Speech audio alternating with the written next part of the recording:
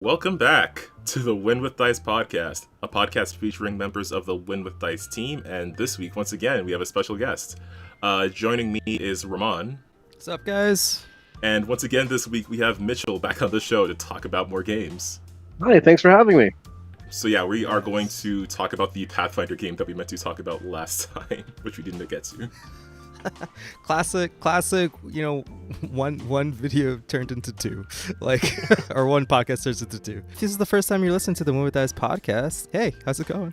This is a podcast all about tabletop RPGs. Calvin and I like to take a casual approach to the hobby, so we like to talk about the games that we run and the games that we play and the cool, wonderful people we get to experience the hobby with. Also, we have guests on sometimes, so that's pretty cool. If this is your first time hearing about tabletop RPGs, this is a part 2, so go watch part 1, and then you should go find yourself a table and go have some fun with your friends. And if you're a player at someone's table, go run a game for them. It's really cool, really easy, and super fun. Indeed. So yeah, like I said, this week we're going to get into some Pathfinder gaming sessions. Up top, I do just want to mention that if you are interested in tabletop RPGs, like Ramon mentioned, we've got a whole series, a whole chunk of episodes that you can go check out on YouTube, Spotify, or other podcast platforms. But before we get into all the fun stuff, we have to get to the most important part of the show, the Win with Dice Weekly GM Tip of the Week. Yes, the Win with Dice Weekly GM Tip of the Week, brought to you by Mitch. Thanks, Mitch. Not a problem. So today is going to be actually a special 2-for-1 tip of the week. First off, I would just like to suggest when you're making items and rewards for your players, don't necessarily make them mechanical, at least not always. Sometimes just make them practical or just make them interesting. For my Serpent Skull adventure, one of my party members, I know for a fact that she's really into fashion, and this translated to her character as well.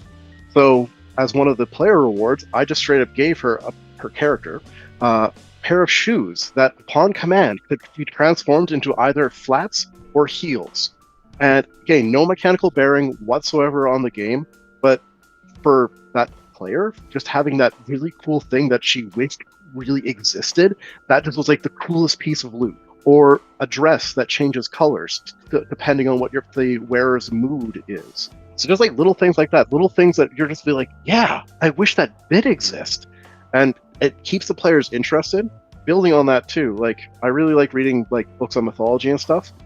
So one of the books I read was actually about, I can't remember his name now, but this old Irish hero. And one of the things that he kept getting as rewards were new gifts of clothing. So it's just go into a town, save the town from oncoming monster, and then what is his reward? The people all just give him new new clothes, new paint on his shield, and things like that. So it's practical, or I guess not practical, but it's thematic, and it just kind of makes sense because your characters are not always going to be interacting people still wearing their bloody armor.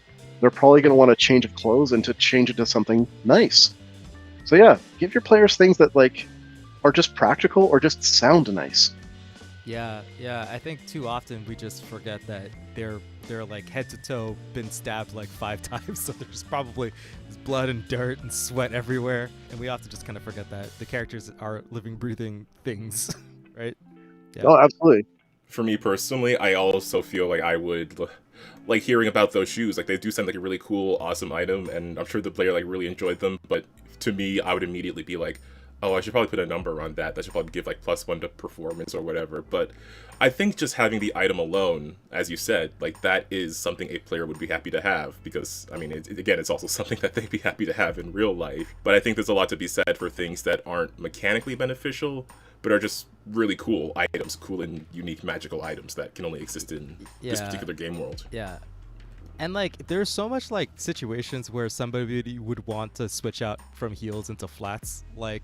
If there was a ball and you're there, and then there's a chase and somebody has to run in heels, that sounds horrible.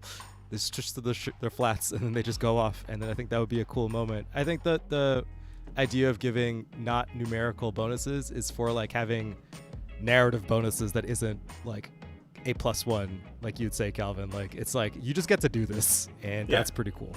For Lancer, one of the things that I mentioned was NPCs getting just different implants or mods. Again, no gameplay benefit. So whether a thing I referenced one of the characters having was an implant in their finger and thumb. So basically they just do the loser like L shape with their thumb and forefinger, and then from there, basically their phone HUD pops up. So holograms within hologram generators with underneath the skin bring up the HUD of all their phone, contact, OmniNet, all that stuff. Ooh. So again, no mechanical bearing. It doesn't change anything, but it's just a cool thing that they always have that with them, and they can just be like, "Whoop, checking my Omnigram or whatever." That's neat. That's fun. Yeah, and I just remembered the Irish hero I'm referring to is depending on how you read it, it's Colquhoun or Cuchulainn, depending on which reading of the name. Oh, See, it's Fate. Cuchulainn. Yeah, I was kind of wondering because that's the only I barely know anything about the Irish mythology. But Cuchulainn is one of the only ones, and that's probably because of Fate. Yeah. But yeah, it's like you just trundle into the new town, save it from the big bad, and then all the people would be like, "Okay, we're making you brand new clothes because the ones you're wearing is all ripped, your cloak is all dirty. Let's get you a new one." And then yeah, so yeah, that was anyways, that's not here. Okay, now to point 2, your second tip of the week: write what you know. So especially when it comes to NPCs. So if you know a very quirky character in real life, just friend or an acquaintance, a coworker, take obviously not their real name, not their real description, but take that personality and put it into your game. For those of you who've seen the movie The Grand Budapest Hotel, one of the opening lines is, when people know that you're people hear that you're a writer, they assume that you have all these characters chattering around in your head. But in truth, people bring their characters to you. And I think that's true, because I've met so many interesting people. You meet the person that's all about football. The only thing that matters to them is watching the football game, the fantasy league. It's oh, do you care about politics? No, I don't care about politics. You'll meet the people that are the deeply introspective people that they know exactly how they feel at any one point in time just because all they do is introspect. You meet the people that don't know how they feel at any one point in time. Just because they're always living in the moment, and it's yeah, are you actually happy with yourself? Well, I'm happy right now. That's the only thing that matters. So yeah, people watch. Look at people. See the different characters in your life and put them in your game. I think you'll find much more interesting NPCs come about because of it. And then again, a tip I actually took from the Avatar Legends RPG, which is also make sure your NPCs wear their hearts on their sleeves. Make sure that they're vocal about how they're feeling at any one point in time, because if you decide to make the strong silent NPC or the brooding NPC, your players are probably not going to interact with them, because after their first initial introduction, the character's just going to, yeah, whatever. It's well, I have no further reason to talk to you now, because all I get is just yeah, grunt, that's it. So yeah, make sure the NPCs are vocal about what they're interested in, what they're about, what their short-term, long-term goals are. Make it vocal, make them interesting.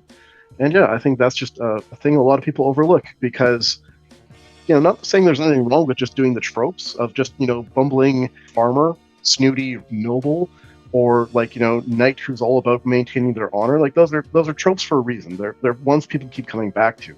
But they do get stale after a while. Spice it up a little bit. Imagine if, what your cousin Tom is going to be like if you gave them magic powers and made them a sorcerer. Your crazy coworker who does, way too many drugs. See how they would do if they were actually a member of the town guard. And just, yeah, run with it. Yeah, for sure. And I think, too, a lot of times, especially antagonistic forces, you don't get a lot of chances to let the players know what this character's about, right? Half the time they run into the room or whatever, and it's just the final fight, and then you have to fit a whole character's life into a monologue in between sword swings or something, right? It's tough. So yeah, bringing all that stuff up front and making the character vivid, right? Don't hold anything back. I think that's a really good tip. And yeah, I think all of our memorable, I think most of our memorable villains in the games that I can remember, they've always been upfront with their objectives, but also just they enjoy the hero's downfall. When something good happens in their favor, they're yes, this is working out, I'm happy. And then they get sad when things don't work out. Just kind of even doing that would help them out a lot, and how they express those emotions too, right? Well, absolutely. And yeah, make sure, especially the antagonist, always up in your player's face. Make sure that they're very present and seen. And if you can't, do a flashback. Do a flashback episode. Or as I suggested last week, well, 2 weeks ago, do a vignette. Do a little side story explaining the character. So that way, even if the player characters don't know, the players themselves know some of those motivations. So yeah, it just makes it keeps people in the game, you know? Yeah, for sure. I think also, because this is something I used to do quite a bit, is it's fun to have some sort of twist or detail about a character that you have hidden that you want to spring at the right moment. But that really doesn't hit as much unless players already care about this character, like there's some established relationship there. If it's just a big mystery box that they have no reason to be curious about what's inside, then whatever you bring up later at any point in time, it's not going to feel very relevant or interesting if they don't care about this character, if this character has already been too close off to learn anything at all about them. Gotta make sure they wear that heart on their sleeve. Make sure that, at the slightest provocation, they're more than happy to explain their life story. I would also say that I think something that could help is just hearing something that did work for me is like hearing about a certain character a lot. In my Fate Seer game, one character that the players are hearing about a lot was this one particular paladin that they were, like, basically the thrust of the campaign was that they had to guide an NPC across the map because they were supposed to deliver them to the specific paladin.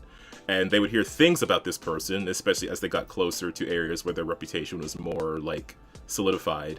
But then certain twists and stuff happened, and because it's related to that character and it's related to a character they already care about, I feel like that went over really well. They didn't have as much chance to have a discussion with that character until they were able to have like one lengthy conversation with them, and I think that put in some more of the groundwork for when the twist happened. But yeah, I think just also learning about the character from a distance could put some help into creating this relationship, and learning more about the character's feelings, goals, and everything else. Yeah, for sure. Like, just having your villains impact the world around them, like, it takes so much coordination, if you think about it, to be a big bad guy. Like, it actually does. Like, whatever you're pulling off, you have minions and lieutenants and areas of control and, like, all this kind of stuff. Like, if you never, like, was the head of a project before and, like, how you put your hands in basically everything, like, basically, I would say villains are mostly just, like, entrepreneurs and small business owners. So, like, those dudes put their hand in everything. So make your villains, presence be felt from, like, the beginning. And then slowly, as you start making your way through their evil organization, things get, like, more and more related to them. And, you get a better picture until you, like, bust down the door. And then it's like, you kind of already know this person a little bit, right? And then you can spring your twist or whatever. Yeah, everyone's afraid of the villain's, like, evil undead army, but no one talks about their managerial expertise. Yeah, right? Or, like, supply chains, dog. Supply chains. So anyway, there's your tip of the week. Double tip of the week, folks. Yeah, give your players cool rewards that are narratively or, practical, actually. They would appreciate a lot. And write what you know. So make your characters 3D, make your characters pull them from people in your lives, make these human characters more human. Don't just fall on those tropes all the time. Yeah. Groovy. All right, so let's hop into the episode. So Mitchell, I don't know, do you want to reintroduce yourself? It has only been a couple of weeks, so I'm sure people are familiar with who you are, but do you want to do a quick reintroduction, because I never know if an episode is going to be someone's first episode. Oh, for sure. So, my name is Mitchell. I'm a longtime gamer. Been playing Dungeons and Dragons since I was like 12 years old. Since been branching out into more and more different styles of RPG. I'm usually the forever GM, and I'm okay with that. So yeah, that's what I do. That's who I am. Yeah, and you run a bunch of Lancer, which we talked about a couple weeks ago. Before the show, we were also talking about how you are able to run Lancer for teens as well, and I do kind of want to get into that because I think people might be interested in hearing, about running games for different age groups. But this week, we're going to start off with talking about your Pathfinder campaign, which is based on the Iron Gods Adventure Path. So you want to get just like a quick introduction to that game? Well, first of all, I'm going to say spoiler alert. So if you are interested in preserving the main integrity of the game, maybe just like skip over certain parts of this because I will be going into detail of the story. This edition already passed, so I'd like to think the statute of limitations is over there. But yeah, there's your blanket spoiler warning. This was actually like such a cool adventure path for me, and I know it immediately attracted all my friends too because it's kind of that madness of being fantasy plus sci-fi. So Numeria, the area in like just above the Stolen Lands, an alien spaceship crashed there, the Divinity, and a whole bunch of alien weirdness has been pouring out of it ever since. The Technic League was founded, and the Technic League are these weird like cultists of mages and rogues who try to police all the technology and make sure it doesn't leave Numeria. They're actually kind of just like brutal thugs because they're not. They have no qualms like ripping implants out of people just to get the technology. And yeah, that's the world that the players got thrown into. That's where the story technically begins. And Paizo was also kind of like prototyping all the stuff that would later be found in Starfinder in this. Mm-hmm. And all that also was like prototyped for second edition, especially if you get the technology guide. And it's explained later in some of the adventure path books. Certain like advanced weaponry would have the automatic tag. And weapons that have the automatic tag could fire a second time with a -4 penalty. So yeah, so some of these things that are like you see now in Pathfinder 2nd Edition and Remastered, they were prototyped kind of here. So yeah, lots of really cool, yeah. And like, again, like all my friends, like their eyes just went wide at the idea. It's like, you're telling me I can have a wizard that has a laser rifle. Yeah, like punch those numbers into a calculator and makes a happy face. So around this time too, on Geek and Sundry, Will Wheaton was doing his own like RPG show, Titan's Grave. So it followed or used the Dragon Age RPG system, which was like a 2d6 system, which, yeah, you watch it, you find out. But it was actually the first time I'd ever seen somebody do an episode 0. So I thought it was a really cool idea, and I wanted to implement it with my friends. And another thing that Will Wheaton did was that he kind of made sure that every player was in some way attached to one of the villains of the story. And that's another thing that I wanted to work with. So we had our episode 0, like actually like on New Year's Eve of 2015. So like into the new year, the a campaign like officially began. I had everybody from just a small blip on the map called Steelwell. And the players made up largely the town guard and militia, except for one of the characters, Nira, who was the town healer. So, come trundling into town was a bunch of priests that follow a weird religious sect that follows this deity known as Hellion. And strangely, they could interact with the technology. There's just this alien pod in the middle of town, and it made a well, hence the name of the town. It was a steel well, which, you know, in a fantasy setting, that's really unusual. But other than that, it just didn't do anything. But suddenly these new guys roll into town, and they're able to start interacting with it. So the militia get together, and they actually help these cultists of Hellion, knowing their cult at the time, get in. And then, of course, they get all weird and culty, and like, yeah, so it turns out the pod is actually a terraforming pod. We're going to see about just terraforming the next little area. Don't worry about it. My players obviously then immediately worried about it and proceeded to attack the cultists. Scuffle happened, and the first big plot point that I made sure players were aware of happened. There was an explosion. The resulting explosion caught our wizard, Crawford. He was in the blast zone. And I told him, roll a d4. And he's like, why? I'm like, okay, well, if it's a 1, you lose your right leg. If it's a 2, you lose your left leg. Yeah. If it's a 3, you lose your left arm. If it's a 4, you lose your right arm. So with great apprehension, he rolled and lost his left leg. So this is where the reason why I did this is players were going to be getting, like, prosthetics were a thing. So like right at episode 1, Wizard lost his leg. Nira, the healer, was able to cobble together a scrap one and gave him his rusty, prosthetic leg that is functionally just a normal leg, But again, thematically, he has a robot leg. And that kind of set the tone. At the time, like Ultimate Combat had just come out, and like cult shots were now a thing. And if you haven't tried it or don't have never seen it before, Paizo actually also introduced a critical hit and critical fail deck. So whenever you roll a critical hit or a critical fail, you draw a card from the deck, and then you can get one of the effects coming off it. And oh my god, it slaps so hard. It's such a great tool.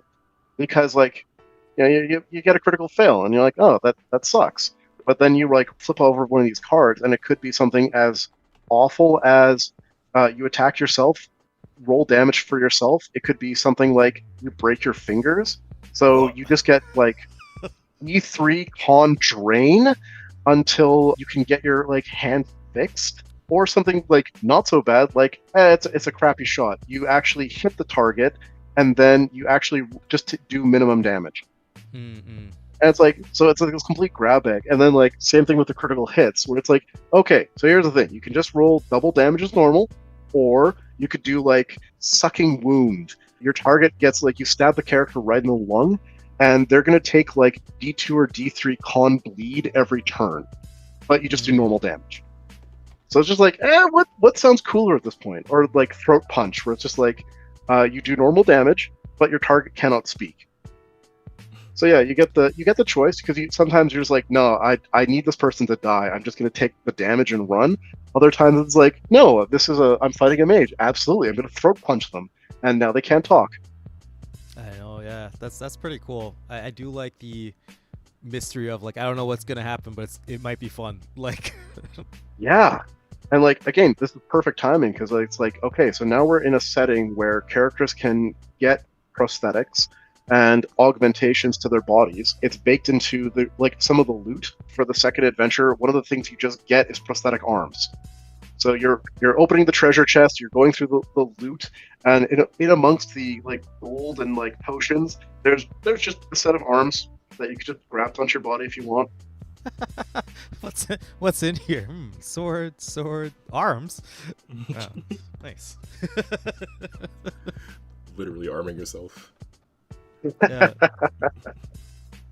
Wait till I got a story about that. So they do some investigation. They found out that the head cultist, he was having correspondence with somebody named Meanda, who currently is positioned in Torch, a town called Torch and Numeria. So that gave the players now a bearing. So now they're okay, so now there's a weird, creepy cult. They're trying to do weird, creepy cult things, and apparently they've set up in Torch. And that became the springboard into the first adventure path.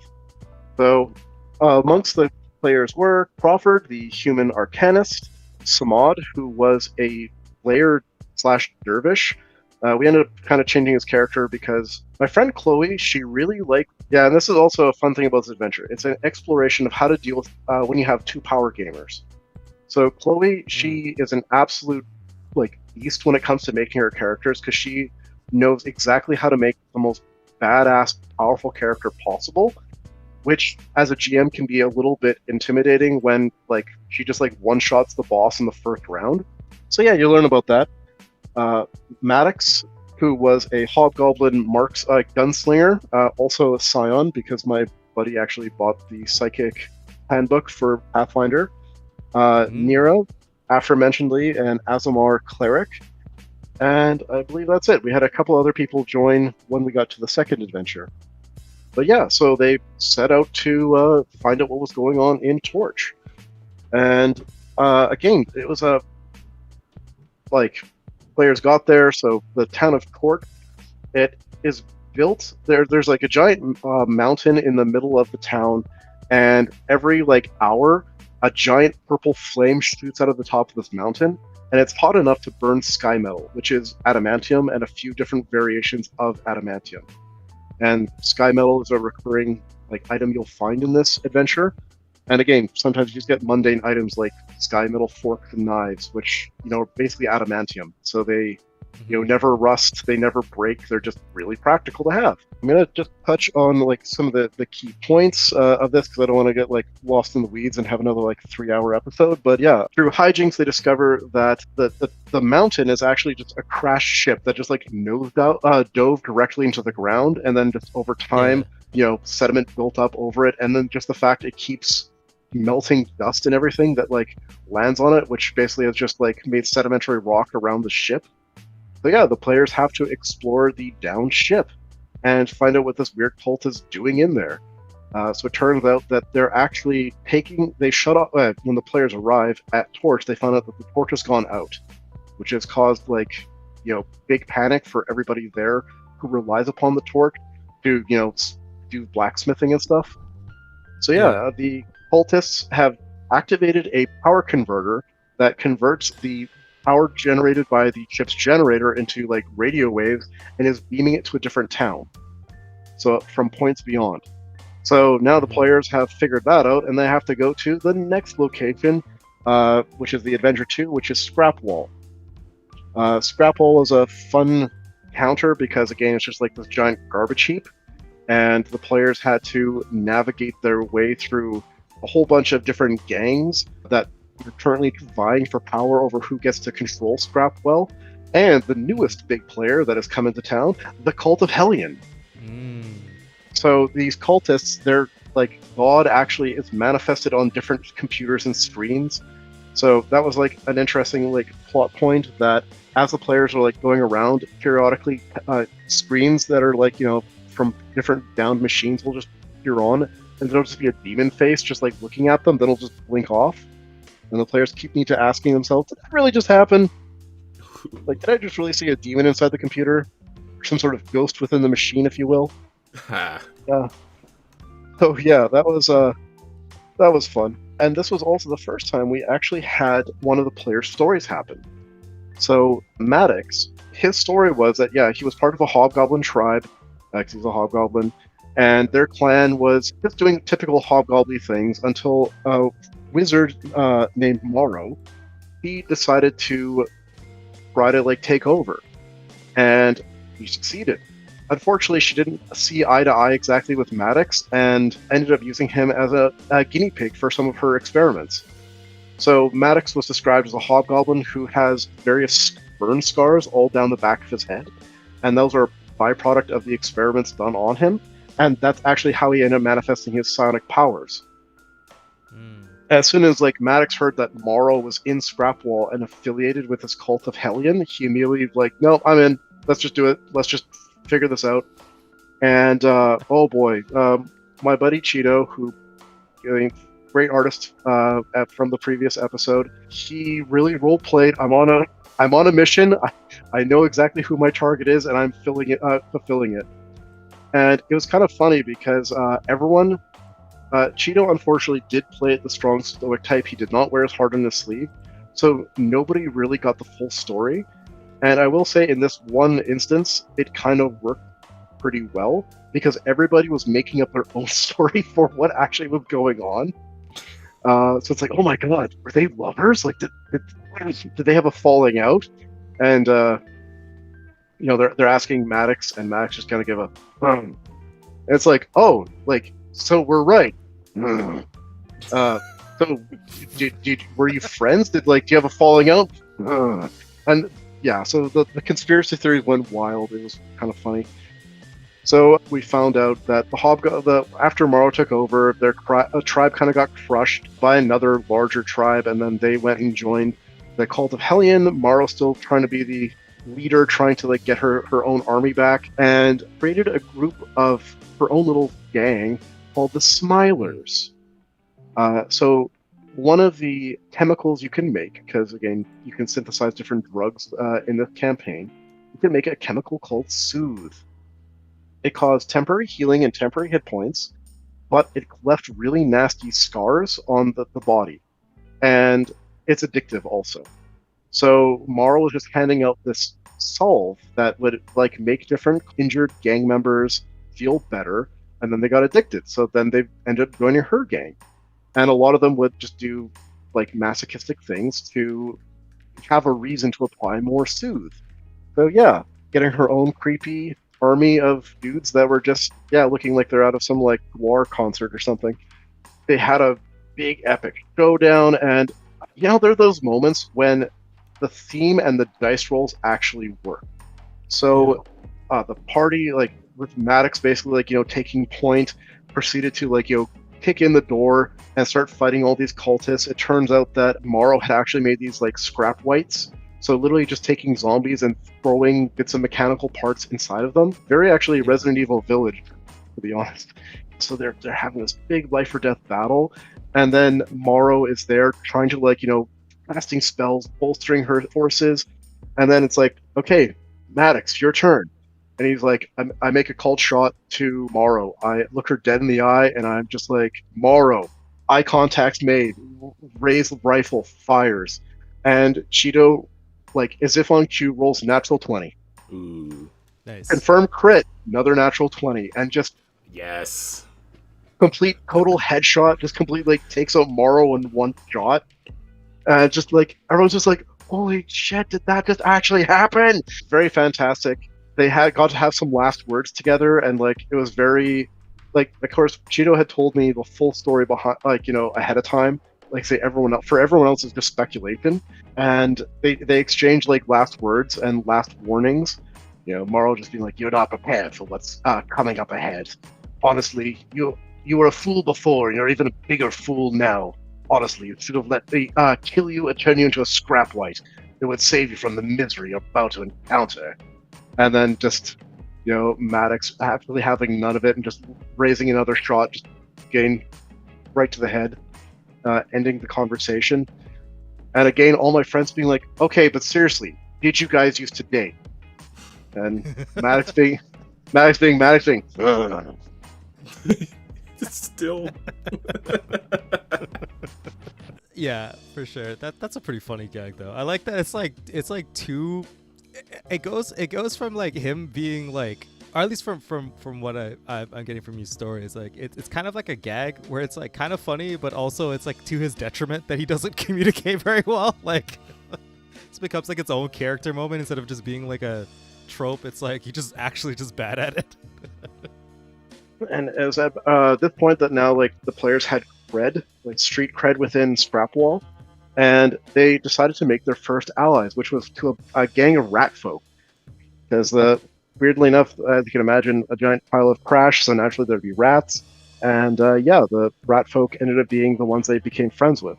It was at this point my friend Hannah joined our group, and she brought her character Connie. And Connie was a kitsune rogue / gunslinger in training.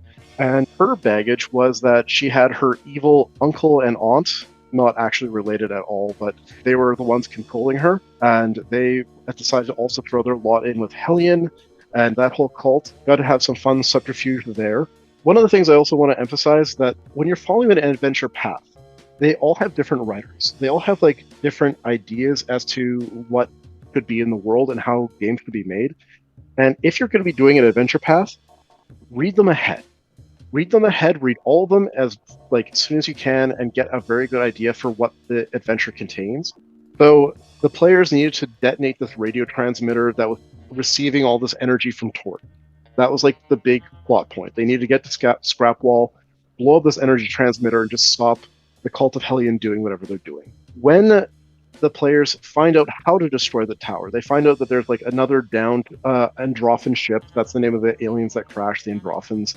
That there is like basically C4. There's C4 bombs inside a bunch of these containers. They need to go into this like haunted wreck and retrieve them. Now, the writer of this adventure decided that there would be poltergeists inside the ship, and these poltergeists would do their thing and just rattle around different debris and use it as weapons, including the crates that had the C4 in them, which means before the players even get a chance to search and find the C4, they could have the crate with the C4 flung at their face, detonating the C4 that they're there to get. And I don't know about you, I just think that's bad design. I just think that's a bad idea. Like, are the players supposed to know about it before that point? Like they know the C4 is there, they just have the crate randomly flung at them, or? Yes, they're aware that they're going to the ship to get C4. They're unaware of the fact that there's poltergeists there. So yeah, if they just walk into the room and don't already have like detect undead activated, they're just gonna get C4 flung at them, and it's just gonna detonate and do like like I think it's like 10d6 damage unless they do like a reflex save for half. And I'm just like that's awful. So because at the time, like Nira, the cleric, she didn't have any like anti-undead stuff prepped. Like that wasn't in her cleric's purview. So I'm just like, okay. One of the items they actually got was Geiger counters, like radiation detectors. And I'm just thought, okay, what if whenever the poltergeists are near, it sets off the Geiger counters? Because like these poltergeists are like living in this radioactive scrapland. They're probably going to be a little bit radioactive, right? At least that's the narrative I decided to run with. So that's what I think it's cool. I think that makes sense to me. It has like a little bit of a Ghostbusters moment. You know what I mean? Like yeah. So that's what I did. So that way, at least like when they went into that room, they immediately were able to detect that there was like something in there that's moving around that's radioactive. So they were actually able to not just get the MacGuffin thrown at them and exploding in their face. That's how I decided to play that. So like, please read ahead of the adventure and make your own edits that make sense to you. And it's actually funny too, because again, there was clearly no communication between the writers of these adventures. So the leader of the Rat Folk clan is named Red Fang. And then in the next adventure, the Choking Tower, you meet a ranger who's named Red Fang, and he's just a dude who has red teeth. So within a short... yeah, it's like within the period of like 2 weeks, my players got to meet 2 different NPCs, both named Red Fang. That guy stole my name. That sounds like a funny moment. You're like, Red Fang again? And then he's like, wait, no, you're a different dude. And then you tell the dude, hey, there's a dude named Red Fang like in this place, and he's gonna be like, no, that's my name. That's my cool name. Yeah, but I don't know. It's like it really bothered me. To be honest, I'm reading through the adventure, and I'm like, wait a minute, doesn't make sense. But yeah. Anyway, so the players end up like going and finding like the main body of the cult and where Hellion apparently is, and they find it's a giant excavator. So it's like giant ass auger that's used for like digging up mountains, and that's what they've been trying to power up. So backstory, which they find out like post facto, is Hellion actually is a copy of this basically AI god that's in the Silver Mound, like where the capital Starfall is, the capital of Numeria.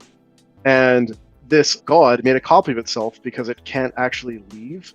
So it made just a small, easygoing copy, which then went rampant and decided that it wants to overthrow its parent. So it was trying to power up this excavator to go back to Starfall, dig up the old ship where the AI god lives, and then take its throne. It's not a very good plan, but yeah, it's that's the plan that it was currently going with. And then, like in the adventure path it describes. By the way, just as a reminder, Hellion currently is insane. So yeah. Yeah, makes sense. Of course. So the mid boss they encounter is a full blood orc barbarian named Pulgara, who has a 2-handed chainsaw as their main weapon. As soon as they get into the grounds where the excavator is, Kulgara comes running in, attacks Samad, and proceeds to do a cold shot to his arms. Got a critical success and cut his arms off. This aforementionedly, this was the adventure where there was going to be literally the next room, bare robotic arms. I'm like, it worked better than I thought because I wasn't anticipating there being a critical hit, but again. The dice giveth and the dice taketh away. The dice took away your hands. So here, take these robot hands. It was kind of funny because Luly is basically a sister. I've known her all my life. She does tend to get bored of her characters very fast, and she's like, "No, I think Samad's good. He's just gonna embrace the void and die." And we're like, "Oh, okay. You're not gonna do a death save? No, I think Samad's just gonna yeah, I've done enough. I'm good." So then, of course, Chloe being Chloe is immediately like rolling up her next character. It's like, oh, okay, well, yeah, that happens. And then it was funny because from the previous adventure, Maddox, he found a +1 Falcon. It was better than his rifle, just because like it's +1, it's magic. It does 2d4 damage instead of like 1d8. And so for a while he ended up having to switch to using this like falchion. And then it was the case that, especially with Samad, the other melee guy down, there was this like +1 chainsaw that suddenly is now also better than his rifle. And everyone's just like, hey, Maddox, you can have the chainsaw. He's like, God damn it, I'm a gunslinger. Stop giving me these weapons. I don't want them. Give me a cool gun, damn it. So, that was funny. Comes to a next head when they end up finding Connie's aunt and uncle communing with Hellion, trying to win Hellion's favor. There's a big blowout, a big fight, and because I like to add more drama, they defeat the aunt and uncle only to find out the shadow demons, and they just like flee like off into the ether. So I was like, okay, so we got another fun loose thread that we can tug on later.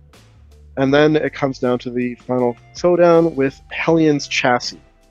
So there is the arachnoid robots, which I don't know if you cats are familiar. I believe they're like annihilators in the bestiary, and I believe they're also in Starfinder. So this is just a downgraded one of these. It's like a weakened template for them. Mm-hmm. So, it has the scorpion tail laser. It's got clamps, because it has to have clamps. It has a force field. Like, it's pretty badass. And it sure enough was a very epic and badass fight. Yeah, and of course it explodes when it finally is dead. Of course it explodes. Why would you need to fix something like that? Just have it blow up. Exactly. Right, yeah. So they had that problem there where I believe that explosion killed like 2 people. They killed Crawford, but they were able to bring him back, mostly through hero points and plot reasons. And Chloe's backup character. So there was a bit of a miscommunication, and this is like, again, it's always good to have conversations with your players if there's a problem. Her replacement character was a hedge witch.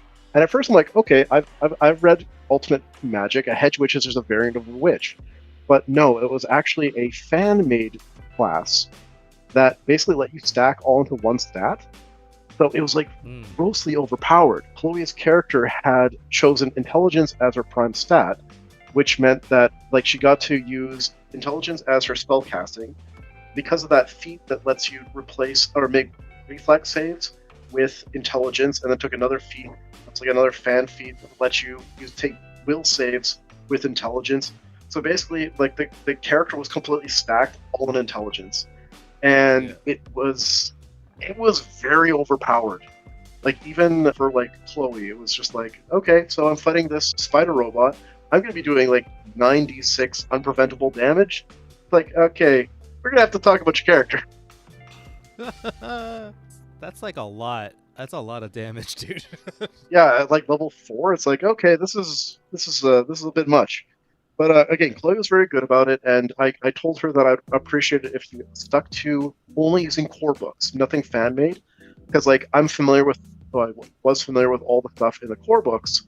I was not familiar with the splat stuff, and because there is a official hedge witch, I thought that's what she was making, not like this fan made class. Right. So, so she ended up making Samsara. She literally called her the Apocalypse Tiger. Which, I'll get to that in just a minute. But adventure concluded. Players now were dropped a name. They were told they needed to find somebody named Cassandra Lee. And they were given Cassandra Lee's last known location, which took them across, again, Numeria to... Okay, I'm going to see if I can tell you the exact name of this town. I just called it Ivanstead. And my friends all were like, okay, Ivanstead, cool. We're going to Ivanstead. We meet the player or the characters there, and they're like, hey, where's Ivanstead on the map? And I showed them where it is. They're like, but Mitch, it's not called Ivanstead. I'm like, yes, can you please pronounce the name that's actually written on the map? So gentlemen, it's Iavendeigh. So okay. So then that's exactly, my friends were all just like, Yeah, it's Ivanstead. It's Ivanstead, all right. That's honestly, like, I love Pathfinder, but sometimes their names, I'm just like, dudes, just use regular words. Like, sometimes it's just like a bunch of letters put together, and you're like, I know somebody in the world can pronounce this, but it's not me right now. Like, no, it's like I'm not really boned up on my Slavic. Like I'm not sure how to run that through my mouth. And that's like a thing like the author Patrick Rothfuss talks about a lot, is that he named all his characters names. He's like, yes, I could have named like the big bad like Xanator Baraxis, but I did not. I just named them like Sim because that's a name. Because that's a name. Yeah. So yeah, intrigue in Ivanstead. There's already like Technic League agents there, and the Technic League agent made like a big drop to Crawford, the party's arcanist, that it's like, oh hey, by the way, your dad's now the leader of the Technic League. And Will, the player of Crawford, is like, come again? So yeah, I ended up making his character directly attached to like the second big bad of the story. And oh boy, like I say, try doing this with your game. Like deliberately make character like unintended consequences, right? Like the players had this direct link to the big bad of this story, and it gets them so much more invested because, like, again, even the other players, were like, ooh, that's bad, right? Again, absolutely engaged, absolutely engrossed. So yeah, that became a big drop. And they're like, okay, so one problem at a time. Let's see if we can figure this out. Underneath Ivanstead, they're able to find this Down-and-Drawfen ship. It actually has a semi-functioning like mechanics lab. So if the players have the ability to do so, they can actually craft technology with difficulty in this mechanic lab. So the players are all like super pumped, like, oh man, we should make this our base of operations. And they find the body of Cassandra Lee, this person that was name dropped from Hellion, but she's dead. And they also realize that she's actually a android. So there's two more revelations that they find out. First, that all the like complete computer core, the personality, everything has been drained out of this android body. So hypothetically speaking, wherever the actual like personality is, it's out there somewhere. And second, Cassandra Lee looks exactly like Nira, and this is my other thread I was able to tie to. So they're like, hey Nira, why does this dead android look exactly like you? And Nira's like, I have no idea. They then find out that there's this, it's called the Smoking Tower. Just to the south of Ivanstead, this lonely tower stands. Smoke billows from it night and day. No one has seen or heard of the owner of this tower in more than a decade. So it waits silently in the mist. So it's like, okay, I guess we're gonna have to check that out now, because apparently whoever found this body went there, and they go to the Smoking Tower, or as my friends came to know it as the OSHA Tower. I'll get into that in just a second. So once again, as a GM, sometimes it's fun to kind of like augment things, and I decided to do this. Outside this tower, there was a warden robot, and the warden was okay. It's not really like a big threat. It's just like basically a prison mech. Like it was designed to like take care of prisons.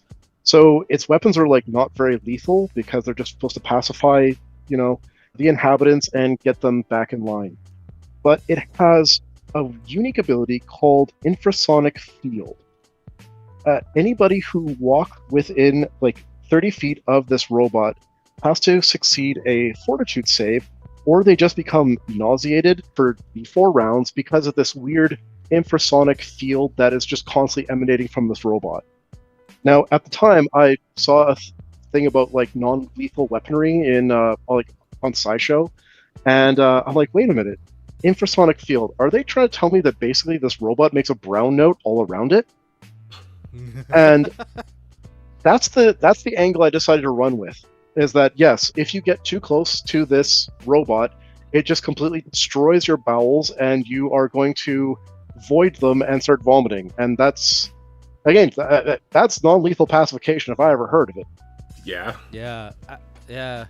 That's like so funny, but also it makes so much sense for a robot to do that. More robots should just do that. like forget about lasers. If I could just make them poop their pants. So the other thing it has is that it's called, again, funniest name for an attack ever, Bedazzler.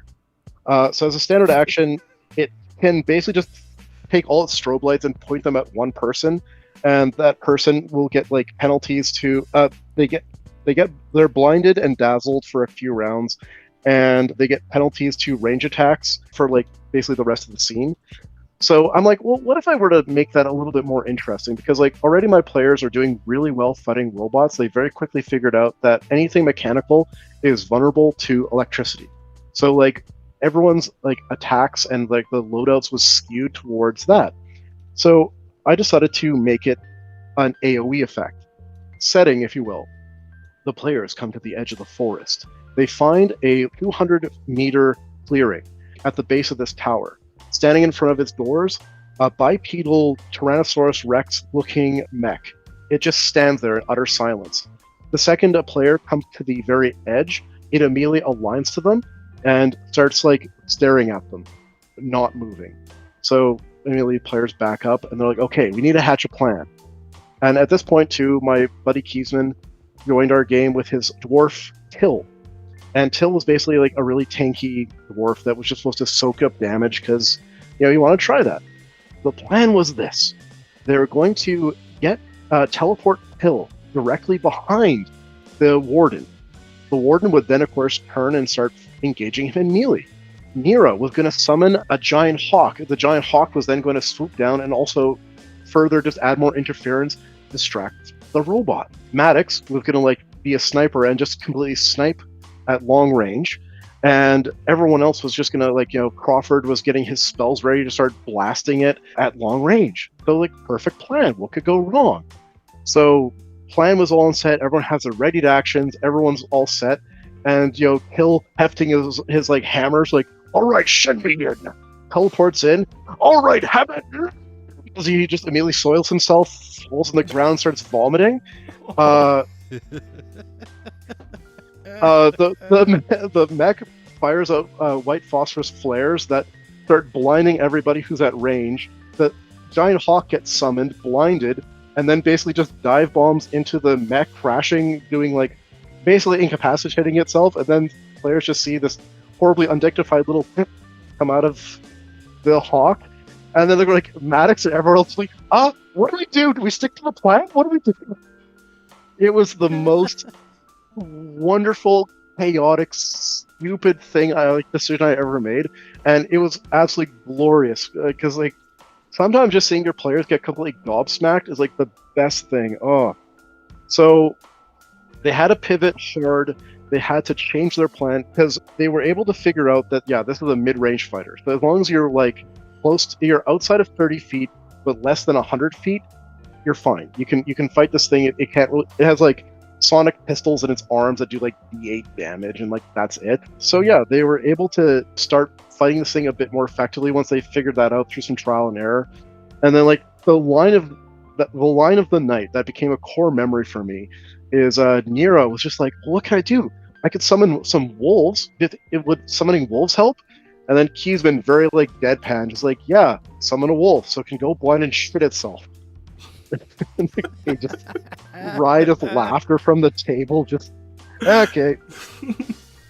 So they finally dealt with that freaking like warden robot, and they managed to get inside the tower. So the owner of the tower, one made by the name of Farkas Zoud, and this is another one of those names that I'm not sure how to pronounce. It's Xoud. So are they doing a sh sound for the X, or are they doing a hard X? I don't know. I just call him Farkas Zoud. He was a devotee of the god of accidents, and it's I can't remember forgot its name now. It's one of those minor deities that like only appears in like this book. But this deity has become like is worshipped by anybody who like uses technology because the technology sometimes just explodes. So this entire Poking Tower, as it's called, is just this complete like booby trapped because it's like unsafe. So as soon as they enter the tower, there's a long hallway. At the end of the hallway, there's on the left wall a door. On dead ahead, there's a door, and on the right, there's a door. So the players, like one by one, open each door and find out where each of them goes. Little did they know, the middle door is just like right to the boiler. So as soon as currently there's high pressure steam holding this door shut. So as soon as they open it, the door slams open, smushing whoever opened the door, and then burning everybody else with like hot steam. Oh my god. So yeah, everyone's just like, my god, like this place has so many OSHA violations, and like yeah, you know. They like open up another door, and it's like, you know, it has this like highly convoluted lock. Connie, our party's rogue, was still kind of new to the game, and sometimes wasn't always getting the best rolls. Mm-hmm. So she would try to like search for traps, wouldn't find a trap, and then because again, all the traps are not technically traps; they're just OSHA violations. So they have +4 difficulty to find. They're not traps, they're just broken. they're just dangerous. Yeah. I love that.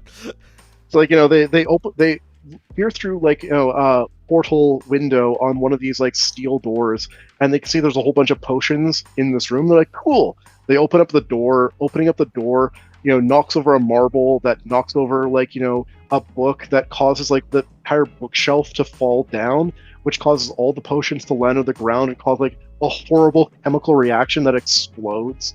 So it's like all these like real Rube Goldberg like Final Destination style like traps. So oh boy, yeah, but you better believe the players had a fun time with that. They make their way through.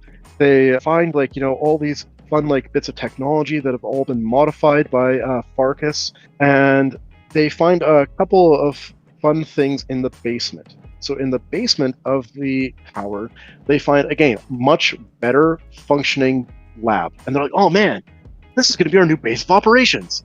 That's going to become a recurring theme throughout this entire thing, is just everywhere time they find a new place that has like a lab, this is going to be our new base of operations.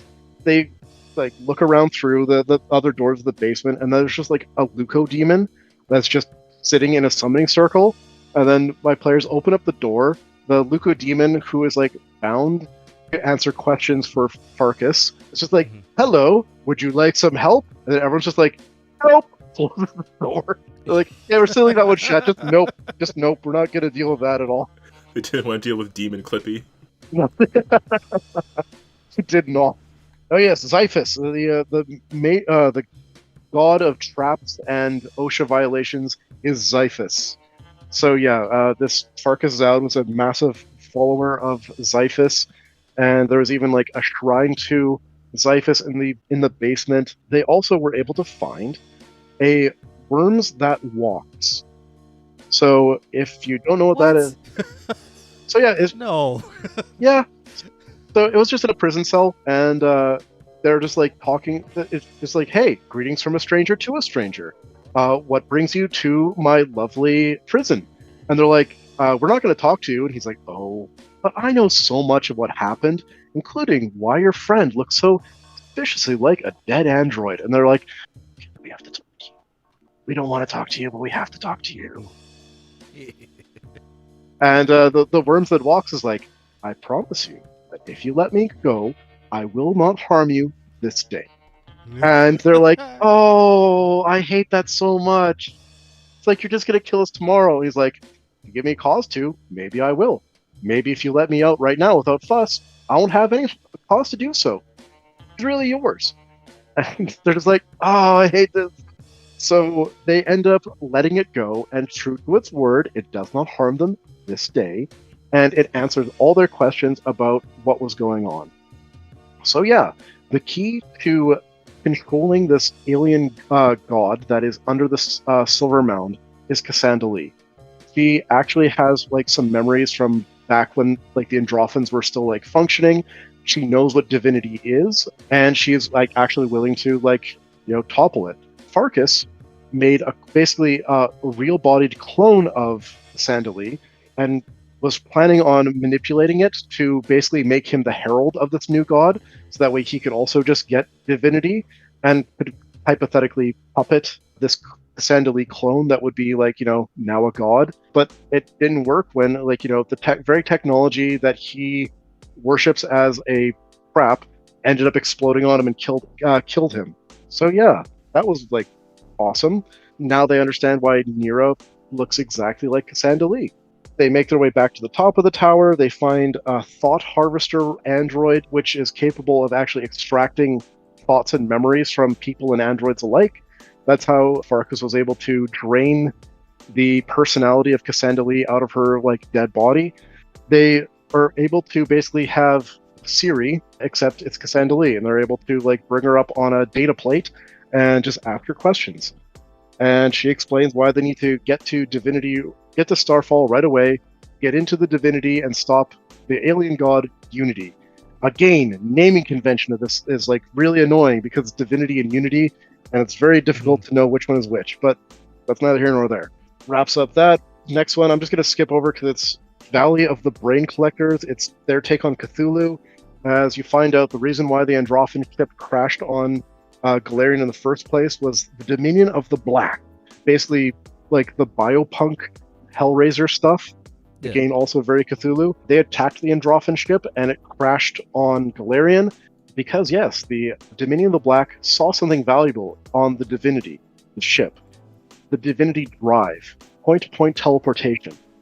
That's something that the Dominion of the Black currently lacks. They can only do interstellar travel the old-fashioned way, where they just put their people to cryosleep and just let them drift through space for hundreds, if not thousands of years to get to where they need to go.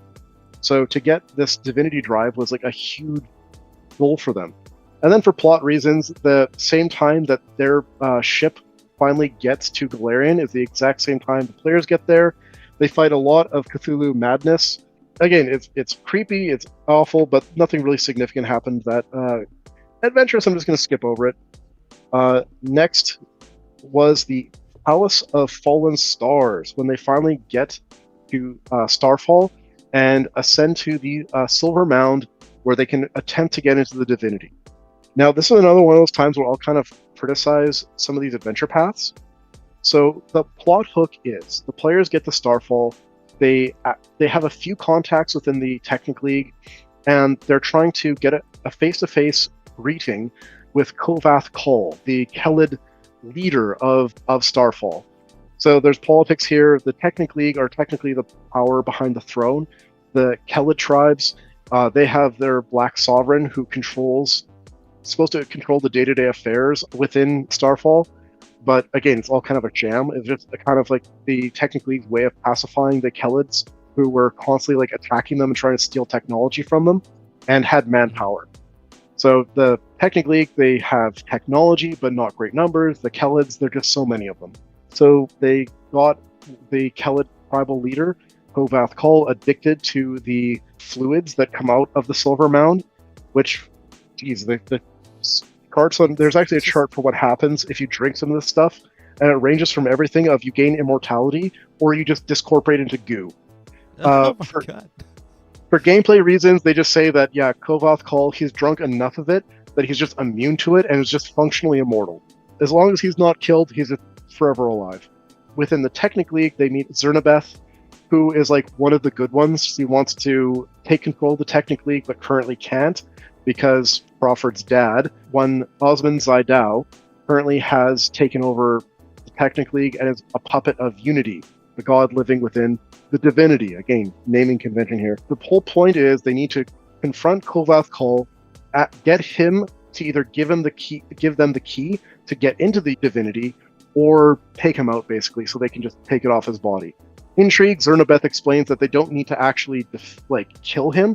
As long as they can humiliate him, that will start a coup within the Kelids that will cause enough turmoil that they'll be able to get access to the Divinity. That's basically where all that happens in the adventure. You're supposed to enter the palace, you're supposed to do intrigue, a whole lot of convoluted stuff, and then you're supposed to like get a showdown with Kovath Kall, who's so bored with his life, he's more than happy just to fight some randos. That's basically what happened.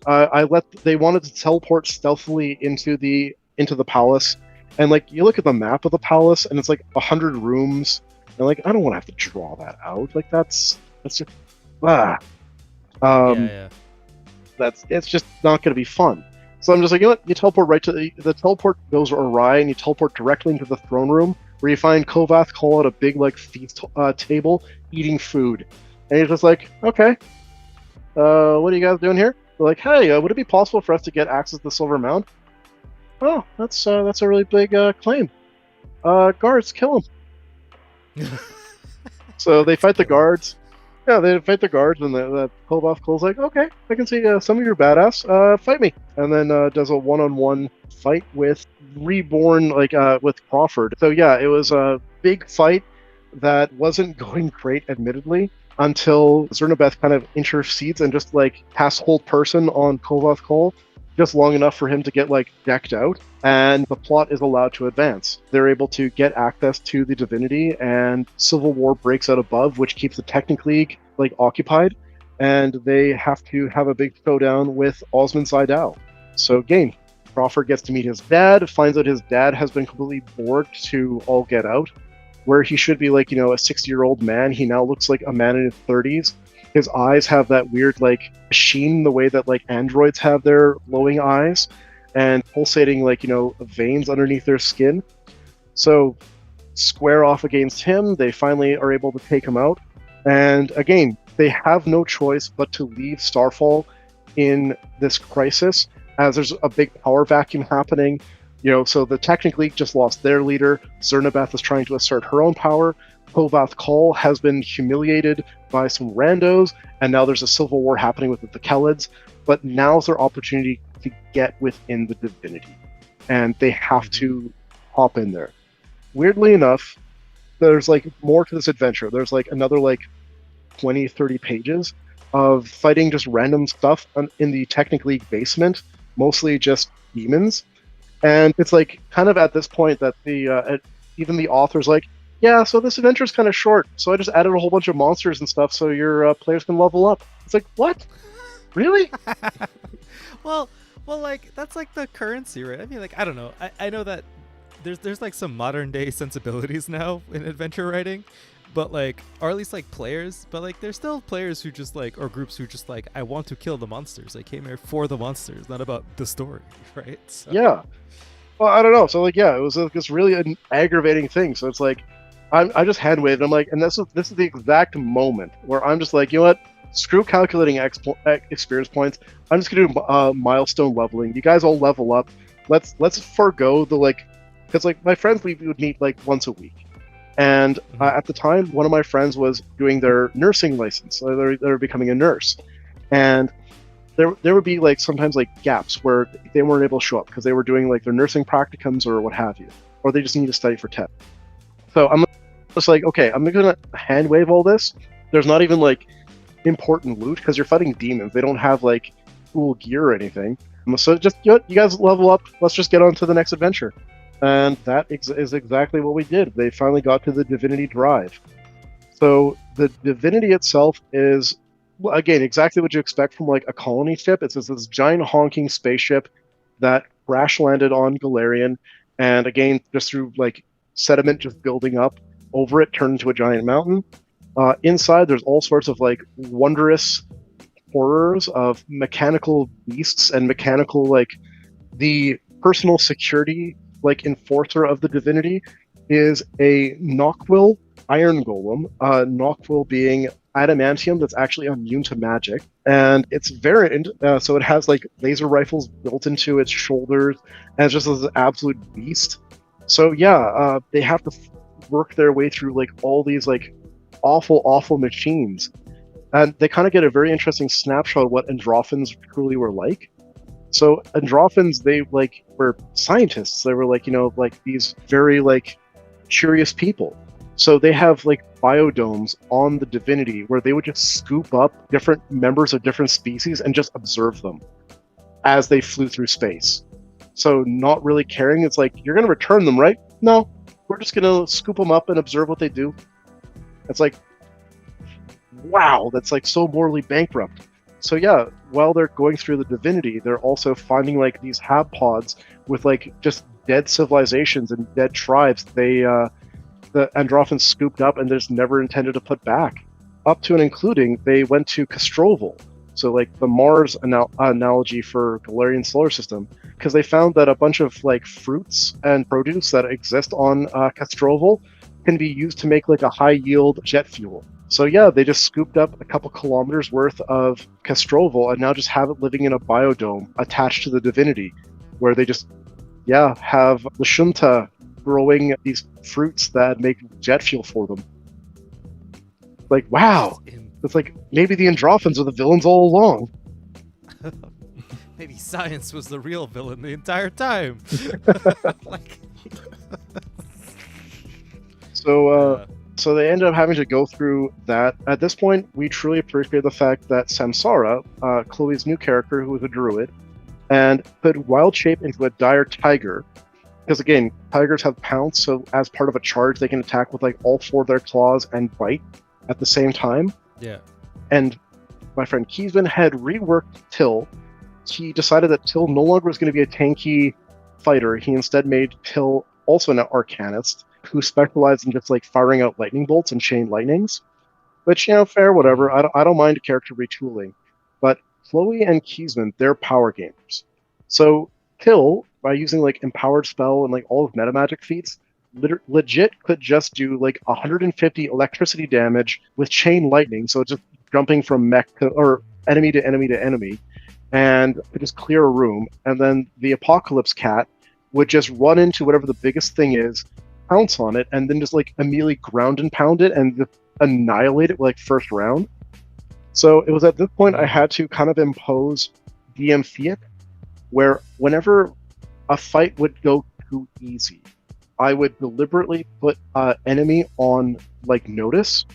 So whoever landed the next 2 attacks on that enemy would be the one to kill it. So if Chloe ran into it, the enemy, and just straight up murdered it first round, then it would be like Till's turn, Till would attack it, and then Crawford would hit it with a spell. Crawford would be the one to actually kill it. Because fights were just going way too fast, to the point where other players wouldn't even get actions yet. So I had to slow that roll down.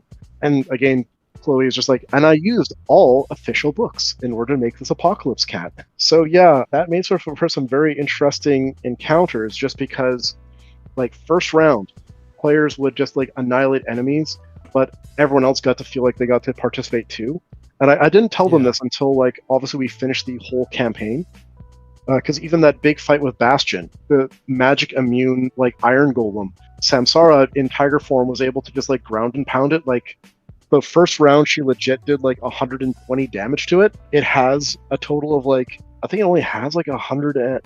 There's 292 hit points plus a force field. Chloe was able to do more than half of that in the first round of combat. So yeah, that's like I say, that's my stopgap solution. That's how I would handle it. I would allow the next 2 hits, the second hit to be the one that actually would kill it, just so that way people can still get involved. So, and it was at this point too, I really appreciated. If I wanted to give them something exciting, it would have to be non-combat. So almost exactly out of Dead Space, there's a tram system on the Divinity that can get players from like one part of the ship to the other. And right when they're about to get to like the final encounter, the final boss, they get out of the tram and there's 2 turrets. Now these turrets have like 30 hit points, they have like 10 hardness, but for my players, hardness doesn't even matter because they all have like lightning weapons that do 1.5 times damage to these things. Yeah. So yeah, they weren't even a challenge. So I decided to have some fun with it. So the players are sitting in the tram, it's like whirring along through the ship, and all of them start to, they make passive perception checks. They can smell burning metal. It's like, well, that's weird. Then they look towards the front of the tram, and they can see the roof of the tram is glowing red hot, and bits of cinder and like slag start trickling down. And they're like, wait, what's happening? So they poke their head out the window, and they find that these turrets at like great distance are now currently just taking pot shots at the tram rail, and they're trying to derail the tram. So I set a clock. They had like 4 rounds to resolve this before the tram just crashes, and they'd all take like massive damage from falling damage, plus just like explosive damage, fire damage, blah. It made for one of the more interesting encounters because it's like, oh boy, so Samsara had to do something that she doesn't do very often. She took elemental body and turned into an air elemental. He funneled herself outside of the tram and tried to slow the tram down by just blowing against it. And because of course she's an air elemental, she's immune to laser attacks. Everyone else is like trying to find ways that they can either slow the mech or slow the tram by either move earth or move metal, trying to like slow it down. Mm-hmm. They're preparing like Featherfall to try to like see if they can like brace themselves that way. And like the ones that actually do have long range attacks, like Till is still trying to take pot shots. But again, that range increment very rarely ever comes up. Because you can fire a rifle more than like the 120 feet it can fire, but you just get negatives. So that's the thing they finally had to do, is they actually had to experience what it's like firing at great long distance and actually taking that range penalty. So they were able to do it in time. The tram sliding to the end of the track, then falling down like 5-10 feet to the tube floor as the players all like get out, have to like dust themselves off and then carry on. So they finally made it to the end. They got to encounter a star dragon, a vortex dragon, because that's cool. And they found what's called the God Mine. So this is like the actual AI core where Unity, this AI god, currently resides. And they found that the actual like AI core itself, like the actual like server, was in a different dimension. So in order to actually access it, they needed to cross over into a different dimension called the God Mine, and they had to fight divinity in its true glorious splendor. Only then would they be able to close that reality bubble and then actually be able to do stuff to its server to like permanently shut it down. So that was fun. And once again, I had that problem where in the first round of combat, Samsara ground and pounded the freaking god and killed it. So I had to flip the script again, and I'm like, oh, but unfortunately you're killing it within the God Mind. It just comes back to life at full health. So person can get a second turn. Oh boy, that was a doozy. It's a mythic enemy, so it was one of the first ones they got to fight with that. It also had a dual initiative. Mm-hmm. So much like, Lancer, it can get 2 different like rounds. Yeah. And I tried to ham it up as much as possible. I try to ham it up that, when they entered the God Mind, it was like this idyllic field, and then literally divinity descending from this artificial heaven, looking as a fusion of like angel and demon itself, with majestic wings, but also imposing horns, gold filigreed across its mechanical body, chipped porcelain making up the actual like smooth skin of its body. And every single time they damaged it, reality would warp a little bit, to the point where when they actually like defeated it for the first time, when Chloe was able to ground and pound it, reality glitched and went back to like the alpha version. So like it's just polygons. So they were fighting in like first season reboot basically. Mm-hmm. There's another deep cut for you Canadians. Remember Reboot? Yeah. So and they finally were able to defeat Unity after like a second round of combat. It's two rounds. I love it. It's just like 2 rounds. To be fair, that happens quite a bit, where the actual final fight with the final boss, it's like maybe 3 rounds max. Like, yeah, truth. I'm glad I'm not the only one. yeah. Low-key, when I played Rise of the Rune Lords way back, when the first time I was a player running through it, our party defeated the bad guy in like 2 rounds, and that's like with like a wish and like all sorts of other stuff that was happening at the same time. But the funniest part about it was that we had like a fighter, but he was like too slow, and he was too fast in terms of initiative order, so he like rushed forward but didn't get to the final boss. And then I was playing, I think, a Magus, and I was like, oh, I could just teleport everybody. So I just teleported everybody to the final boss, and then they immediately took their turns and like one shot at the guy. Wow. Yeah, which was epic, because as funny as it sounds, because it only was like maybe 1 or 2 rounds, it was like we were so ready to take this dude, because it's been like at least a year of actual play, and we're just like, finally we're here and we're not gonna miss this chance. And yeah, it was pretty sick for sure. No, totally. Because like there's a lot to be said about it being a long and arduous fight to get to the boss, but there's also a lot to be said for just getting to the point, right? Like sometimes it is just great when you can just teleport right in and just like get it done and over with. Because yeah, once Divinity fell and finally was destroyed, the players were able to access the server, and they found that along the way they kept finding these AI crystals. Now these AI crystals are basically thumb drives. Whenever you plug them into an AI, it shifts that AI's personality. So Divinity currently had only an aggression crystal plugged in, and then this weird alien one that looked like a black blob of nanites that was just forced into this like USB drive. So the players very wisely, because there were extra bonus rules if they didn't, cleared away the black goo, and then they decided to make the correct choice and plug Cassandalee's zip disk in there. So now Cassandalee became Unity, became the new god. They removed the aggression drive and added one that was creativity, ingenuity, and I was the other one. Well, creativity and ingenuity regardless. So they literally helped birth a new god.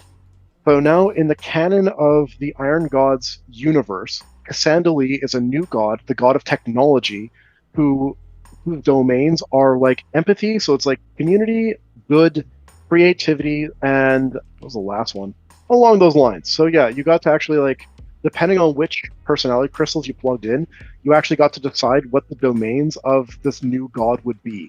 Yeah, I thought the name Cassandalee sounded very familiar because I saw it in Starfinder stuff, where you also see some of the end results of whatever happens in this adventure. Yeah, so like again, like because like not long after this adventure concluded, did like the Starfinder first Ed appear, and yeah, so like my friends were all coming high off of this, and we went right into Starfinder, and yeah, our Starfinder campaign sadly died. Again, it was kind of my fault, but that's another story for another time. I have a very unpleasant, unfortunate history of I kind of derail campaigns unintentionally. I think I'm being clever, and then I just am too clever and maybe kind of a dick. Getting this, I'm able to get to the story afterwards. Are we all sometimes? Sometimes you just get to it in your head. You're like, I'm the greatest GM in the world, and then you're like, I've made a grave mistake.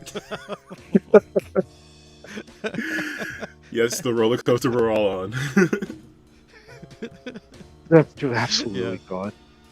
But yeah, so everyone got to have their big post story. Samsara insisted on actually going back to the Valley of the Brain Collectors, because Samsara absolutely hated Dominion of the Black and absolutely hated, like, first of all, as a druid, he absolutely hated the fact that like it's just this valley that's filled with aberrations that are all in one form or another trying to slurp out your brains.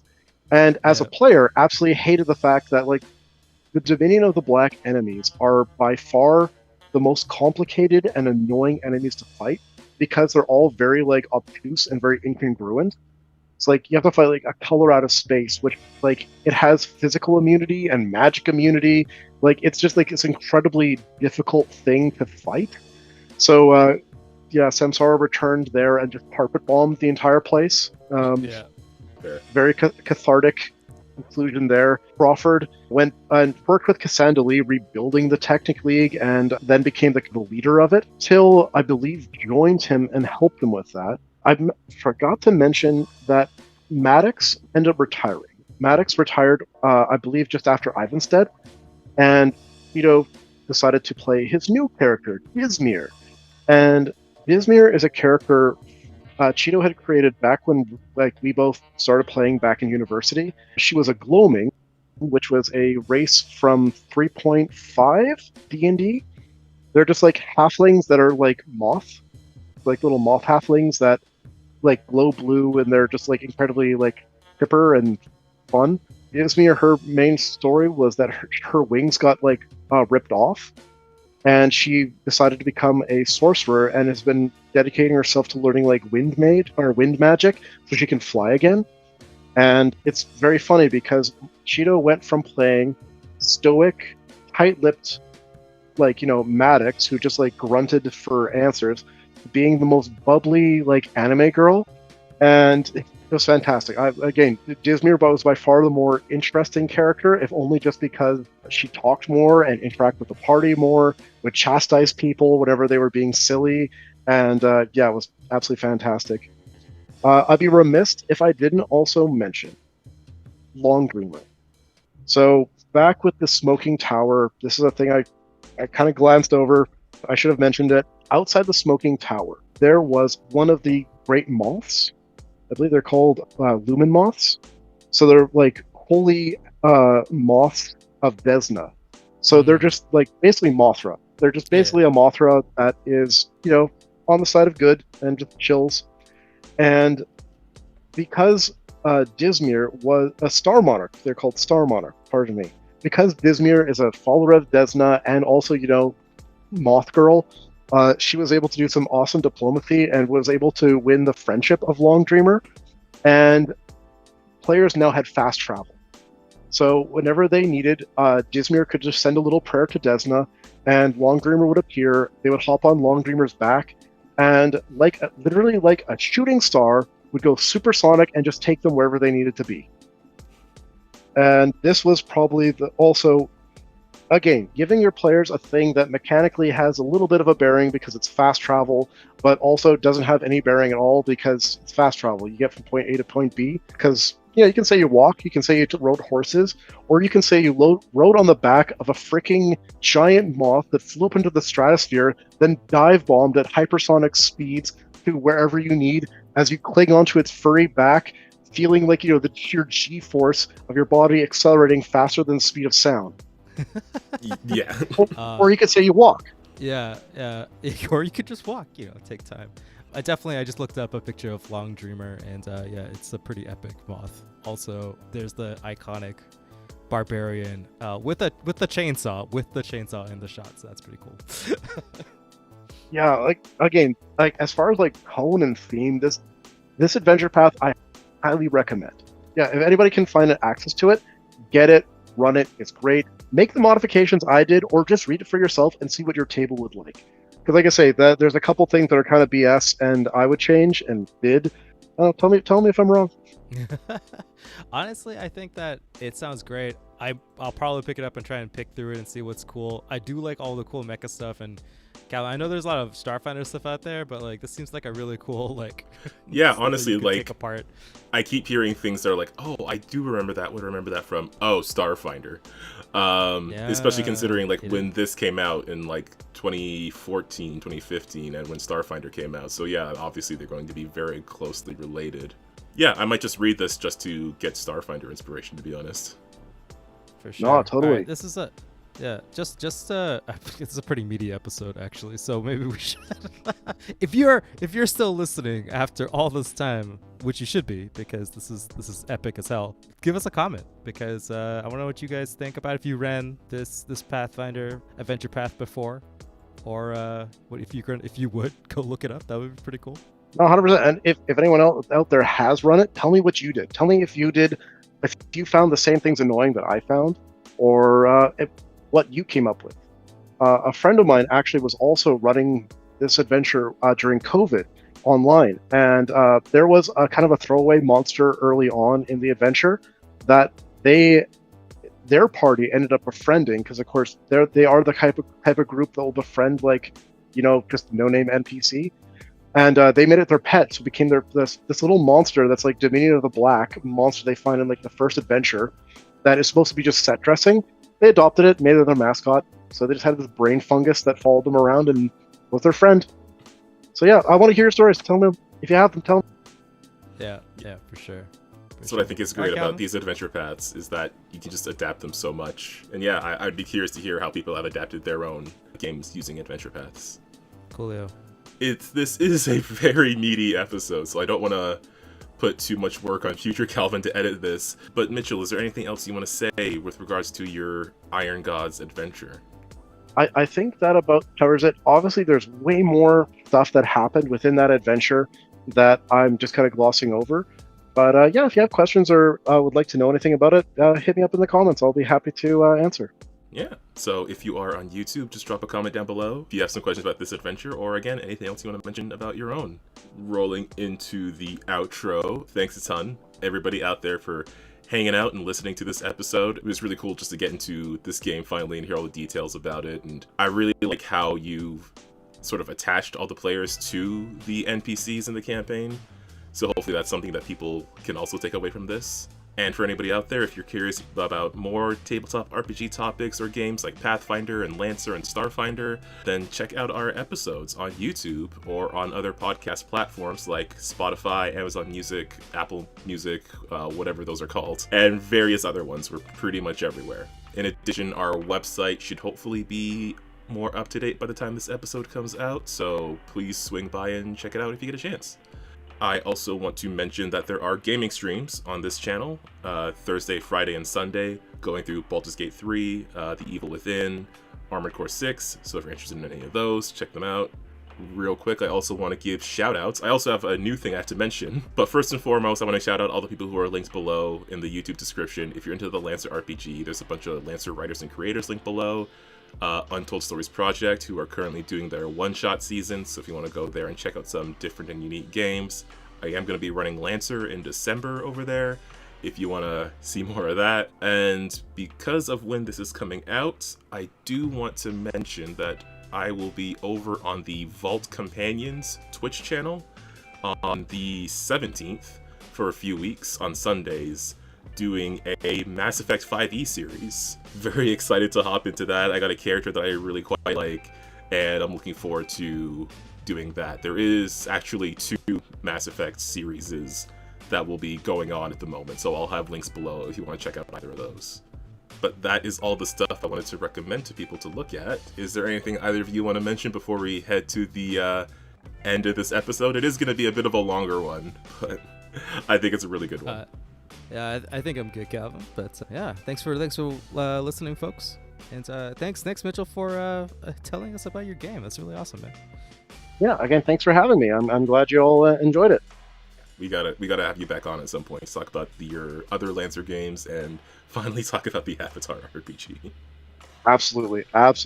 All right. Well, for all of our GMs and players out there, just remember to keep on winning with dice, and we'll see you next time. Bye, guys. Bye.